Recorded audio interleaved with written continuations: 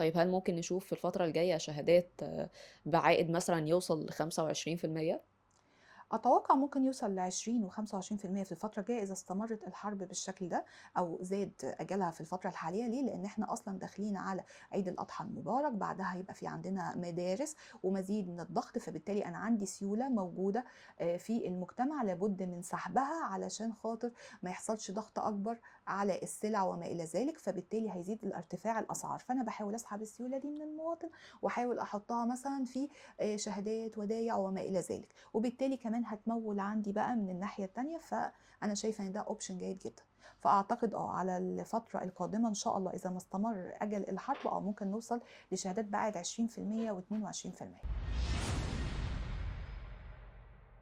طيب دكتور مروة، لو هنتكلم بقى عن التمويل الاستهلاكي، يعني ليه بقى مكلف بالشكل ده؟ الهدف منه في الأساس اللي هو تسهيل عملية الشراء والتقسيط، يعني ممكن نشوف مثلًا قسط عربية ممكن يوصل في الآخر مع التضخم والفوائد لسعر أعلى بكتير من سعر السلعة ذات نفسها. طيب خلّينا نقول التمويل الاستهلاكي أساسًا الغرض منه إن أنا باشتري سلعة، ده إمم، أساسًا. طيب بالفعل. لمّا أنا النهارده هاخد سلعة أبيعها لحضرتك على 5 سنين، 6 سنين، طب اللي هيحصل إيه دلوقتي؟ ما شيء طبيعي القيمة النقدية عندي هتقل، القيمة الشرائية للنقود بالنسبة لي هتقل، فأنا كمان باحاول وأنا باخد منِّك عائد على هذه السلعة إن أنا أكون متحوطة ضد التضخم، محتاجة كمان إن أنا أحقق ربحية في الوقت الحالي، إمم. فعلشان كده بيُطلب عليها يعني خلّيني أقول عائد مرتفع شوية.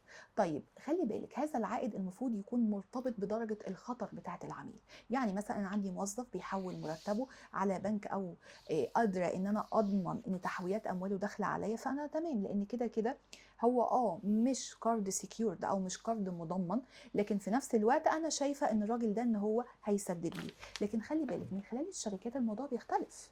ليه بقى؟ لإن من خلال الشركات هو في فلوس هتتحوّل عليَّ؟ إمم. طب أنا هاضمن فلوسي إزاي؟ طب العميل لو توقّف فجأة، أنا هاعمل إيه؟ فدايمًا أنا باصنّف العائد أو السعر اللي أنا باحصل عليه على المنتج الإقراضي اللي أنا باقدّمه قصاد الخطر بتاعه. طيب قصاد لمّا كل عميل يتعثّر، فأنا مشكلتي إن دي كمان أموالي كشركة أساسًا، مش قصة بقى كمان إن أنا بنك وفي عندي معايير بعينها وما إلى ذلك، لأ الموضوع بالنسبة لي كان بيبقى أكتر صعوبة، إحنا بالفعل. بنشتغل بفلوسنا، ففي هذه الحالة أنا محتاجة إن أنا أطلّع هذا النوع من الإقراض، وكمان إن أنا أحصّل أموالي بشكل جيد. طيب بيقابلها إيه بقى؟ بيقابلها هنا إن هيئة الرقابة المالية فرضت عليهم معايير ملاءة مالية. معيار كفاية رأس المال وفقًا لبازل، فرضت إمم. عليهم معايير خاصة بالسيولة والرافعة المالية. يمكن كل ده جديد طبعًا، ولكن دلوقتي شركات التمويل الاستهلاكي والمتناهي الصغر وما إلى ذلك كلهم بدأوا إن هم يرجعوا تاني يمتثلوا إلى هذه التعليمات ويقدموا هذا التقرير لهيئة الرقابة المالية عشان يضمنوا ملاءة مالية لهذه النوعية من الشركات، لأنها جزء من الاستقرار المالي للدولة بالكامل. أنا مش فكرة بس استقرار مصرفي، أنا عندي استقرار كمان مالي للدولة بالكامل، فدي بيبقى محصلة أداء القطاع الخاص بالبنوك والقطاع العائلي وما إلى ذلك والقطاع الخاص، وكمان أداء المؤسسات المالية. طيب مشكلة هذه النوعية من الإقراض إن أنا عندي فيه مواطنين كتير جدًا في ظل الأزمات بيشتروا كتير.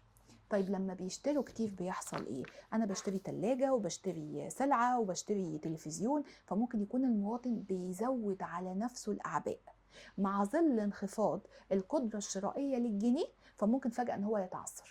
طب لمّا يحصل تعثُّر إمم. هنعمل إيه؟ فطبعًا دي مشكلة كبيرة جدًا بتقابل هذه النوعية من الشركات.